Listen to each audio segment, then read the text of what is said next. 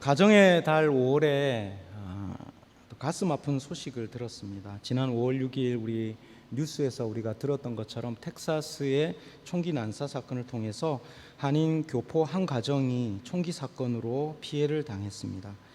아빠와 엄마 3살 동생이 숨지고 총성이 울릴 때에 엄마가 끝까지 품어서 6세 아들이 엄마의 품에서 살아났습니다.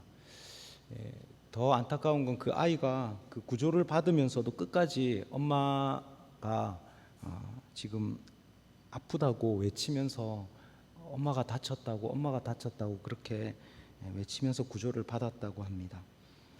이 가정에 총을 쏜 사람은 여러 뉴스에서 밝혀진 것 같이 극우주의에 빠진 것 같다는 보도를 듣고 있습니다.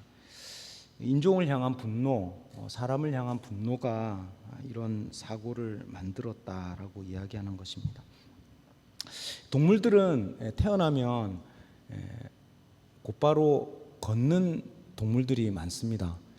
제가 마당에 있던 새도 알에서 깨어날 때 제가 봤는데요. 깨어나자마자 아주 조그만한 그 생명체가 뒤뚱뒤뚱 걷더라고요.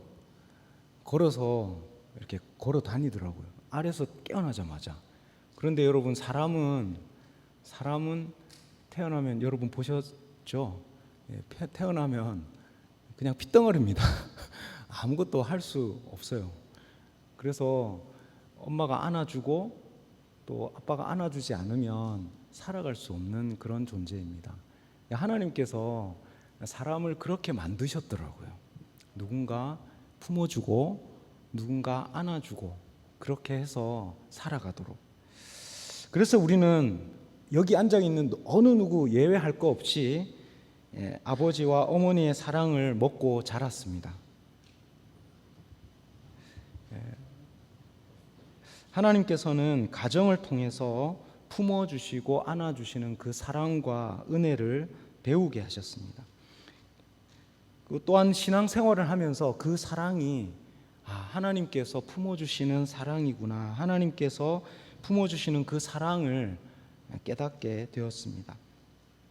우리가 하나님을 알지 못하지만 부모님의 품어주시는 그 사랑을 알기 때문에 어렴풋이라도 우리가 하나님 사랑을 다 알지는 못하지만 그 부모님의 품어주시는 그 사랑을 우리가 경험했기 때문에 어렴풋이라도 희미하게라도 우리가 사랑이 하나님께서 사랑하신다라고 하는 그 사랑에 대해서 우리는 알게 됩니다. 세상의 역사는 분열과 갈등의 역사이고 전쟁의 역사입니다. 지금도 전쟁은 곳곳에서 진행되고 있습니다. 그러나 하나님의 나라, 그 복음의 역사, 그 사랑과 평화, 그 기쁨의 역사는 또한 계속해서 진행되고 있습니다. 온갖 죽음의 역사가 생명의 역사를 덮어버리려고 하지만 결코 그 생명의 역사를 가로막을 수 없고 그 생명의 역사는 진행되고 있습니다.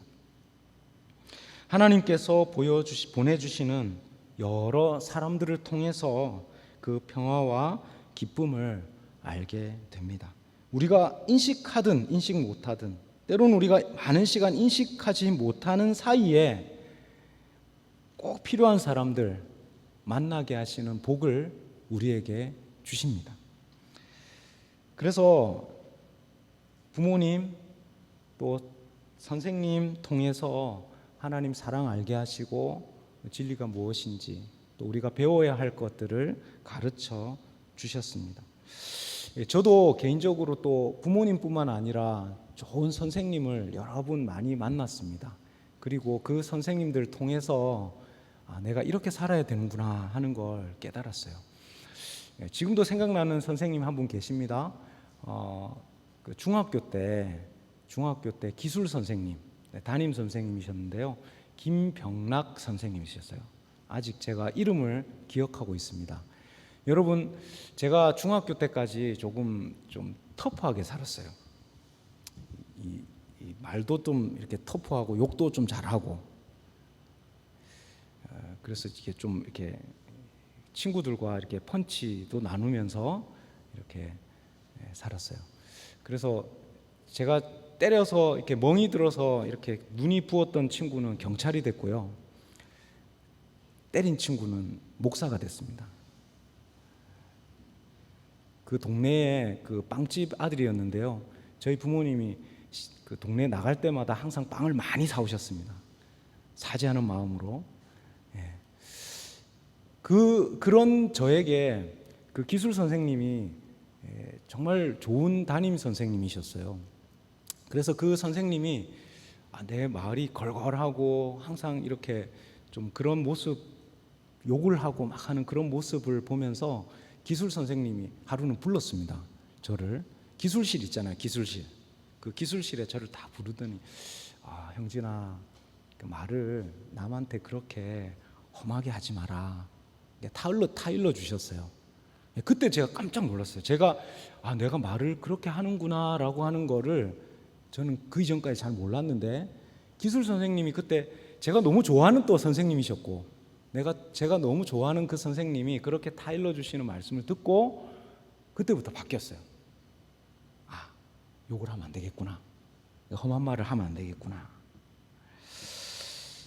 그런 선생님들, 친구들, 동역자들, 제가 이루 말할 수 없이 제가 살아오는 과정 속에서 저를 깨우쳐 주시고 가르쳐 주시고 알려주시고 때로는 사랑해 주시고 품어 주시고 하셨던 그 사람들 때문에 저는 오늘 여기에 있습니다. 뿐만 아니라 여러분들 안에서도 하나님께서 보내주신 많은 사람들, 우리 부모님들, 선생님들, 많은 사람들 때문에 저와 여러분이 여기에 있는 줄 믿습니다.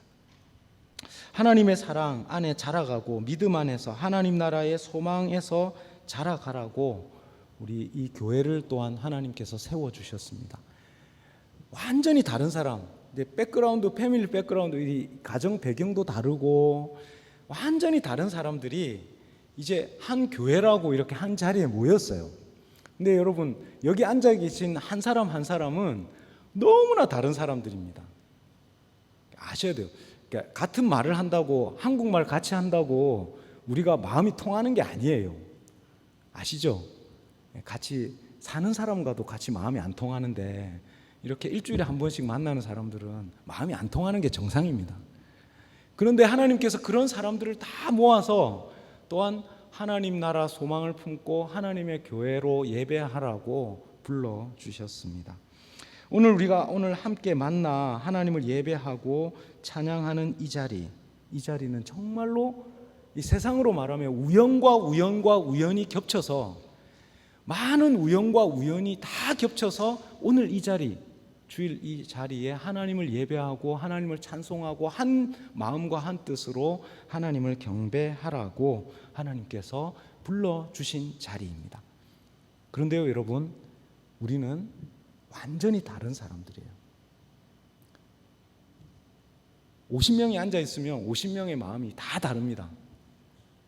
그 다른 사람들이 함께 모여서 교회를 이루고 가정을 이루고 하나님을 찬송하고 하나님을 예배하라고 불러주셨습니다. 초대교회도 그렇습니다. 초대교회도 큰 담이 있었어요. 유대인들이 예배하는 이때까지 하나님을 알고 하나님을 예배했던 사람들은 유대인이었는데, 그 유대인들 말고 다른 이방인들도 하나님 앞에 예배하는 사람들이 생기기 시작했어요. 근데 이 초대교회 당황스럽습니다. 이방인들이 어떻게 하나님을 예배할 수 있는가? 그 담을 초대교회가 넘었어요. 그래서 오늘 우리는 하나님 앞에서 이렇게 이방인된 우리도 하나님을 예배하고 하나님을 찬송하는 자리에 우리를 불러주신 것입니다.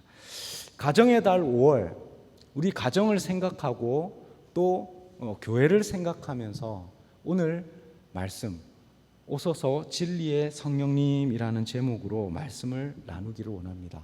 이 말씀은 오늘 본문, 성서 일과를 따라서 주신 본문이기도 하지만, 제가 목회를 하면서 이 교회 섬기는 자리에 목사로서 서 있으면서 교회를 바라보는, 또한 가정과 교회를 바라보는, 선교를 바라보는 중요한 관점이기도 합니다. 오늘 함께 말씀을 나누면서 우리가 교회, 가정, 너무나 다른 사람들, 너무나 다른 생각을 가지고 있는 이 사람들이 어떻게 함께 한 가정을 이루고 또 한 교회를 이루고 어떻게 우리가 함께 동역하며 나아갈 수 있는지, 이 보혜사 성령님의 그 은혜를 함께 나누기를 소망합니다. 우리 1번, 우리 주보의 말씀 요약 1번 우리 함께 읽겠습니다. 함께 읽겠습니다. 시작. 보혜사 성령님이 오셔서 우리와 함께 하십니다.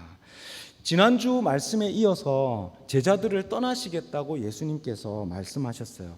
제자들을 이제 떠나겠다고 말씀하실 때 제자들은 이제 큰 두려움 가운데 빠졌죠. 근데 제자들에게 내가 떠나는 것이 너희에게 유익이다 하면서 예수님께서 떠나시겠다고 말씀을 주셨어요. 그 말씀에 이어서 내가 떠나는 것이 어떻게 유익이 될지를 더 추가적으로 더 구체적으로 말씀하십니다. 왜요? 왜 유익이 됩니까? 오늘 16절 18절 말씀 우리 함께 읽겠습니다. 함께 읽겠습니다. 시작. 내가 아버지께 구하겠으니 그가 또 다른 보혜사를 너희에게 주사 영원토록 너희와 함께 있게 하리니 그는 진리의 영이라. 세상은 능히 그를 받지 못하나니 이는 그를 보지도 못하고 알지도 못함이라. 그러나 너희는 그를 아나니 그는 너희와 함께 거하시며 또 너희 속에 계시겠음이라. 내가 너희를 고아와 같이 버려두지 아니하고 너희에게로 오리라. 아멘. 두려워하는 그 제자들에게 내가 떠나야 하는 그 이유에 대해서 예수님께서 떠나야 하는 그 이유를 설명해 주시면서 뭐라고 말씀하시냐면 또 다른 보혜사를 너희에게 주시겠다. 예루살렘으로 십자가를 지고 올라가시는 그 예수님, 이제 제자들을 이 땅에 버려두고 올라가시는, 떠나실 시간이 거의 다다라 있는 그 예수님께서 제자들에게 말씀하십니다. 내가 떠나고 또 다른 보혜사를 너희에게 주겠다. 계속 뒤에 있는 말씀 26절 말씀에도 보혜사 곧 아버지께서 내 이름으로 보내실 성령, 내가 너희에게 모든 것을 가르치고 내가 너희에게 말한 모든 것을 생각나게 하리라 말씀하시는 그 말씀도 요한복음 14장에 보혜사라고 하는 말씀으로 또 설명해 주고 있습니다. 여러분, 오늘 본문에 나오는 이 보혜사라고 하는 이 단어가 이 문맥을 쭉 따라가다 보면 성령님이시라는 사실을 우리는 알 수 있습니다. 여러분, 보혜사라는 말, 이단에게 이렇게 많이 오염된 말이지만 보혜사라는 단어의 뜻이 무엇인지 여러분 아십니까? 보혜사라는 단어를 국어사전에 찾으면 없습니다. 왜냐하면 이 성경에 나오는 파라클레토스라고 하는 단어를 이 신학자들이 어떤 단어로 번역해야 될지를 고민하다가 단어를 하나 새로 만들었어요. 그래서 보혜사라는 단어를 하나 만들었습니다. 단어 그 자체의 뜻은 가까이에, 주변에라고 하는 파라클레토스라고 하는 함께 불렀다라고 하는 말로 번역이 되지만 이 뜻은 변호하는 분, 도와주시는 분, 상담하는 분, 위로하는 분 하는 여러 뜻을 가지고 있습니다. 이 말이 무슨 말이냐? 예수님께서 이 땅에 계시면서 제자들에게 물어보면 대답해 주시고, 또 부족한 것 있으면 공급해 주시고, 또 상담해 주시고, 때로는 낙심할 때 위로해 주셨던 그 예수님께서 떠나신단 말이에요. 그러면 제자들은 어떻게 합니까? 이제 우리는 어떻게 해야 됩니까? 예수님께서 성령님을 보내주셔서 예수님께서 함께 이렇게 이야기를 나누고 함께 먹고 마실 때에 함께 계셨던 그것과 같이 다른 보혜사, 곧 성령님을 보내주시겠다는 말씀입니다. 우리의 인생은 외롭습니다. 사실은 우리의 인생은 먼지와 같이, 우주에 떠다니는 먼지와 같이 외로운 인생입니다. 그런데 제자들의 그 삶 가운데에 영원히 예수님께서 함께 하시겠다 말씀하십니다. 우리가 외로울 때 예수님이 함께 하시겠다는 것입니다. 우리가 슬플 때 우리와 함께 하시겠다는 것입니다.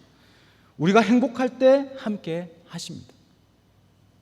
우리가 낙심할 때 우리 예수님께서 성령님을 보내주셔서 우리와 함께 하시겠다 말씀하십니다. 할렐루야. 누구를 통해서요? 성령님 통해서. 우리가 세례를 받고 우리가 성찬을 받고 성령님께서 우리와 함께 하세요. 나 혼자가 아닙니다. 성령님께서 우리와 함께 하십니다. 그래서 평안을 너희에게 끼치노니 곧 나의 평안을 너희에게 주노라. 내가 너희에게 주는 것은 세상이 주는 것과 같이 아니하리라.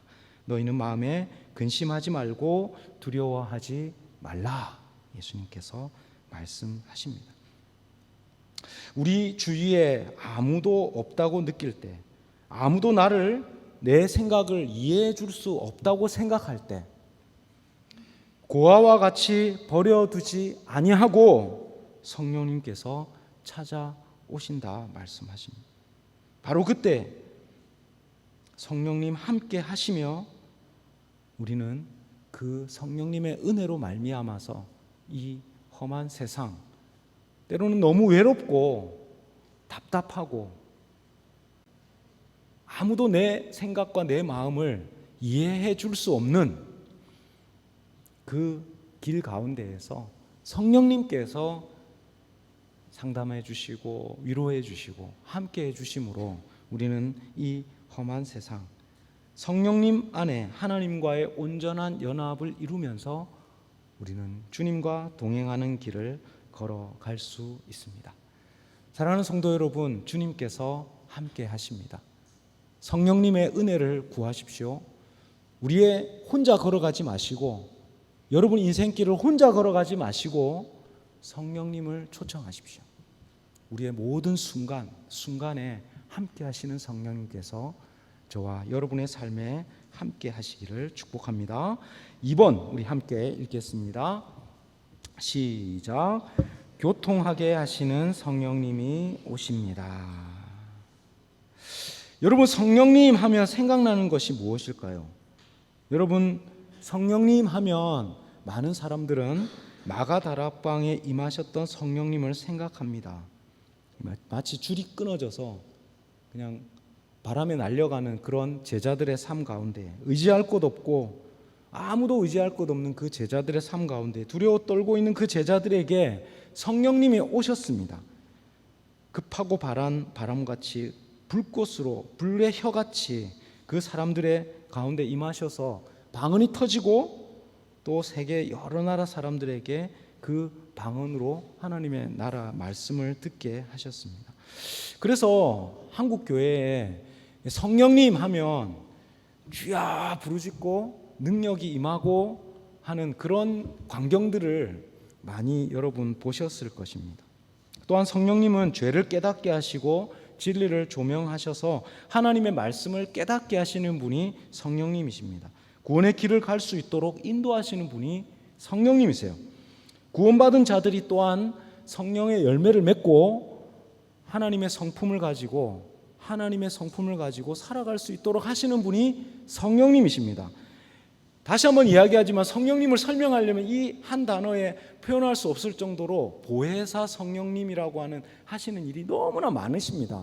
그런데 여러분 우리가 기억해야 하는 이 구원과 선화의 길을 걸어가는 이 길 가운데에 우리가 꼭 기억해야 할 성령님은 어떤 분이신가? 교통하게 하시는 분이십니다.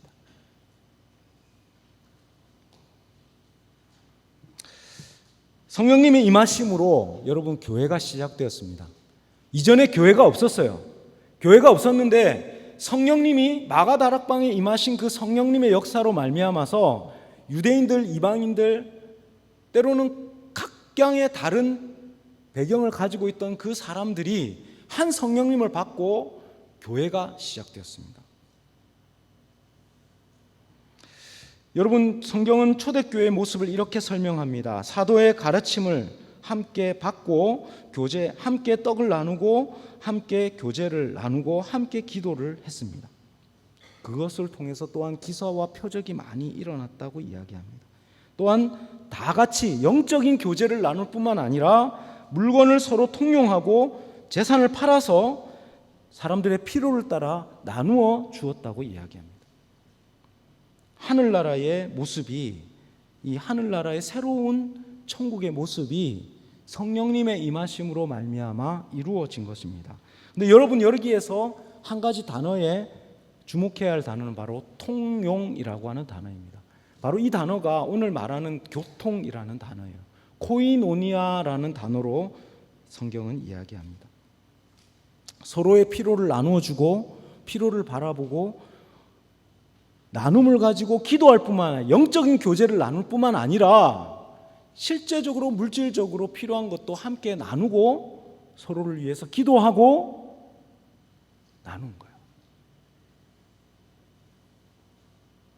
이런 우리가 꿈꾸는 이상사회가 성령의 임하심으로 이루어졌던 것입니다.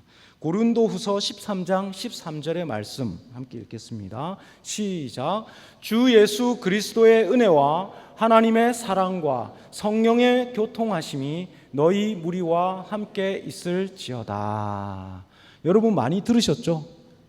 예배가 끝날 때마다 제가 축복의 기도로 항상 함께 나누는 말씀입니다. 여기에 잘 보십시오. 성령의 뭐라고요? 성령의 교통하심이 항상 함께. 성령의 능력 아니에요. 성령의 교통하심입니다. 하나님 사랑이 있습니다. 예수님의 사랑이 있어요. 근데 그 사랑이 어떻게 우리의 심령, 신비에 새겨지고 그것을 느낍니까? 성령의 교통하심이 있을 때 우리는 느낍니다. 하나님의 사랑은 아주 멀리 있어요. 잘 깨닫지 못합니다. 하나님 어떤 분이신지 우리는 잘 몰라요. 하나님 사랑을 어떻게 느낀다고요? 성령의 교통하심이 있을 때. 주 예수 그리스도의 은혜와 하나님의 사랑이 성령의 교통하심을 통해서 우리가 느끼고 그 사랑을 알게 되는 것입니다. 교회를 향한 이 사도 바울의 축복의 기도 통해서 교통이라는 이 코이노니아라고 하는 이것이 바로 성령의 하시는 일이십니다.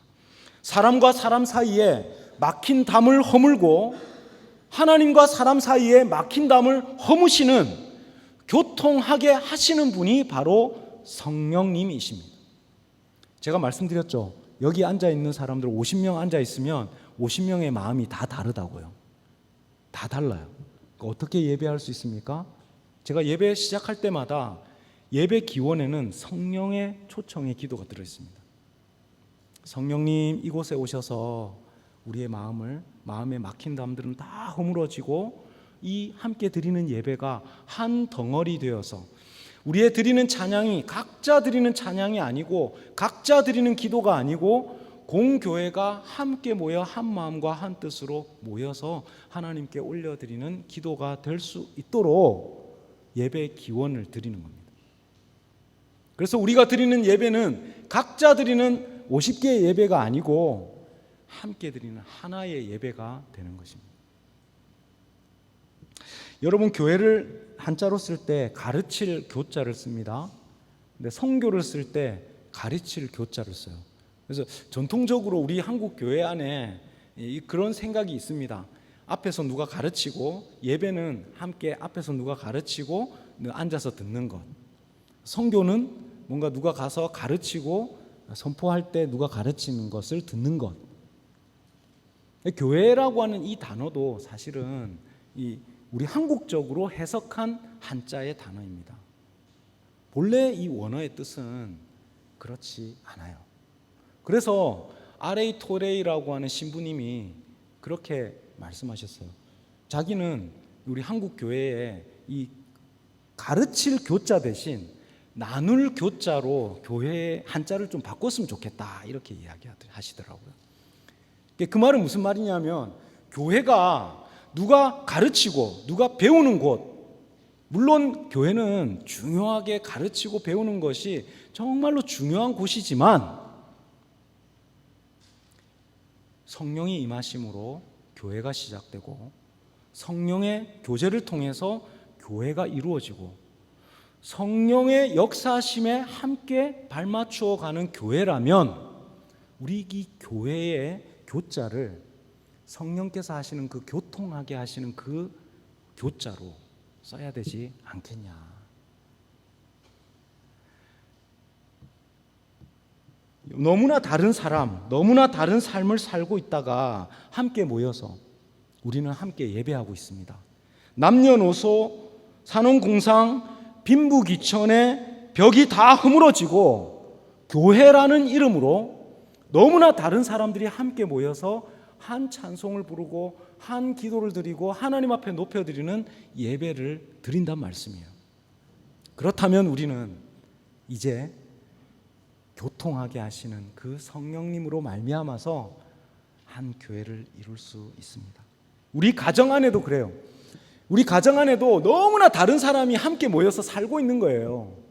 30년 이렇게 넘게 따로 살다가 함께 모였어요. 마음이 잘 맞을까요? 안 맞을까요? 마음이 잘 안 맞아요. 여러분 TFC 친구들 서로 마음이 잘 맞습니까? 안 맞습니까? 잘 안 맞아요. 그게 정상입니다. 정상.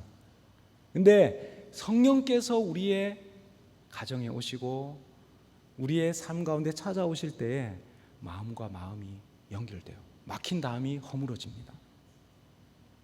마음이 느껴져요. 성령님 통해서 부모님 마음이 제 느껴지고요. 성령님 통해서 우리의 자녀의 마음들이 연결됩니다. 그 마음과 마음이 연결될 때 우리는 한 입으로 하나님을 찬송하고 하나님을 높여드리게 됩니다. 교통하게 하시는 그 성령님, 그 은혜를 입는 저와 여러분 되실 수 있기를 축복합니다. 아멘. 우리 마지막 3번 우리 함께 읽겠습니다. 시작. 하나 되게 하시는 성령님이 오십니다.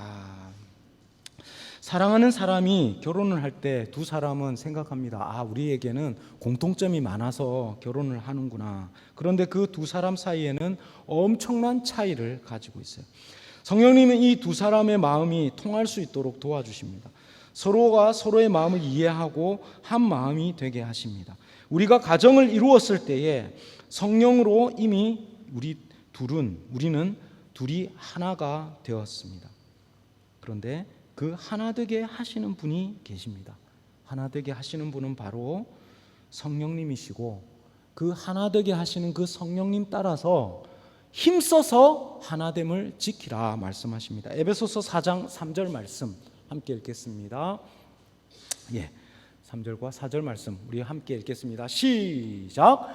평안에 매는 줄로 성령이 하나 되게 하신 것을 힘써 지키라. 몸이 하나요 성령도 한 분이시니 이와 같이 너희가 부르심의 한 소망 안에서 부르심을 받았느니라. 아멘. 뭘 힘써 지키라고요? 하나됨을 힘써 지키래요. 성령께서 평안에 매는 줄로 성령의 하나 되게 하신 것을 힘써 지키라고 이야기합니다. 우리가 그 부르심의 한 소망 안에 부르심을 받았다고 이야기합니다. 그래서 교회로 부르신 분들은 힘을 좀 써야 돼요. 뭐에 힘을 써야 된다고요? 다시 한번 말씀해요. 뭐에 힘을 써야 된다고요? 성령이 하나 되게 하신 것을. 성령께서 하나 되게 하셨대요. 완전히 다른 사람들, 완전히 다른 백그라운드를 가지고 있는 그 사람들이 가정을 이루고 교회를 이루었어요. 성령께서 하나 되게 하신 거라고 말씀하십니다. 그 성령께서 하나 되게 하신 것을 우리는 힘써 지켜 나가야 돼요. 가장 행복한 가정을 뽑는 경연대회에 뽑힌 부부가 이런 글을 썼다고 합니다. 자신의 부부 생활에 대해서, 결혼 생활에 대해서 이렇게 글을 썼습니다. 저희는 배우자가 받고 싶을 때 도리어 주었습니다. 저희는 배우자에게 봉사받고 싶을 때 도리어 섬겼습니다. 저희는 혼자 간직하고 싶을 때 도리어 배우자와 함께 나누었습니다. 저희는 배우자가 말하고 싶을 때 도리어 들었습니다. 저희는 배우자를 다스리고 싶을 때 도리어 복종하였습니다. 저희는 배우자를 원망하고 싶을 때 도리어 용서하였습니다. 저희는 배우자와 헤어지고 싶을 때 도리어 머물렀습니다. 성도 여러분, 성령이 하나 되게 하신 가정 또 교회를 힘써 지키시기를 바랍니다. 받고 싶을 때 주는 분이 되십시오. 말하고 싶을 때 들어주는 분이 되십시오. 다스리고 싶을 때 복종하시고 원망하고 싶을 때에 용서하십시오. 헤어지고 싶을 때 머물러 있기를 바랍니다. 여러분, TFC 친구들 중에 혹시 서로 싸우는 친구들 있습니까? 마음이 잘 안 맞는 친구들 있어요? 그게 정상입니다. 당연한 거예요. 근데 교회는 싸우는 것 아니에요. 교회 오자마자 앞에 딱 앉으세요. 그리고 하나님, 우리에게 하나 되게 하시는 마음을 주십시오. 하나 되게 하는 마음을 주십시오라고 기도하시기를 바랍니다. 친구들끼리 싸우고 나서 화해 안 하고 오래 버티지 마세요. 여러분, TFC 친구들 중에 지금 이야기 들어보니까 서로 관계가 안 좋은 친구들은 용서하세요. 성령께서 주시는 은혜로 말미암아 용서하십시오. 사랑하는 성도 여러분, 우리는 서로 다른 사람들입니다. 하나 되기가 정말로 힘든 사람들이에요. 근데 하나님께서 성령의 하나 되게 하심으로 말미암아 우리를 불러 주셨습니다. 그래서 그 성령의 교통하시는 은혜를 우리는 누리게 하셨습니다. 오늘 본문 말씀 마지막 한번 읽어 드릴게요. 오늘 말씀에 이렇게 이야기합니다. 20절 21절 말씀입니다. 그날에는 내가 아버지 안에 너희가 내 안에 내가 너희 안에 있는 것을 너희가 알리라. 나의 계명을 지키는 자라야 나를 사랑하는 자니 나를 사랑하는 자는 내 아버지께 사랑을 받을 것이요 나도 그를 사랑하여 그에게 나를 나타내리라. 사랑하는 성도 여러분, 교회는 사랑을 배우는 곳입니다. 이 사랑, 성령의 교통하심으로 말미암아서 그 사랑을 배우시고 또한 우리의 모든 인생이 끝났을 때, 우리의 생명이 다했을 때에 우리는 성령에 살아있을 때 함께 나누었던 성령 안의 그 교통함이 우리가 죽어서 이 육신이 다 끝나고 육신의 청막, 우리의 육신의 장막이 다 무너지고 이제 우리의 천국에 올라갈 때는 이 땅 가운데 함께 누렸던 성령 안의 그 교제가 천국에까지 연결되어서 함께 영원히 주님과 나누는 그 교제의 삶을 함께 나누시는 저와 여러분이 되실 수 있기를 축복합니다. 아멘. 기도하겠습니다. 성령 하나님, 우리 교회와 가정에 함께 하셔서 부모와 자녀 간에 또 부부 간에 또 교회 안에서 서로 이해할 수 없고 도저히 받아들일 수 없는 많은 사람들, 성령 안에서 한 몸으로 불러주시고 한 가정으로 한 교회로 불러주셔서 하나님을 높이고 하나님을 찬송하는 하나님의 가정과 교회로 삼아 주옵소서. 성령 하나님, 이곳에 오셔서 하나님 우리의 마음을 만져주시고 우리가 외로울 때, 우리가 아무런 우리의 마음을 아무도 알 수 없다고 생각했던 바로 그때에 성령께서 함께 하심으로 교통하게 하시고 하나 되게 하시는 그 성령님을 경험하는 하나님의 교회가 되게 하여 주옵소서. 예수님의 이름으로 기도드립니다. 아멘.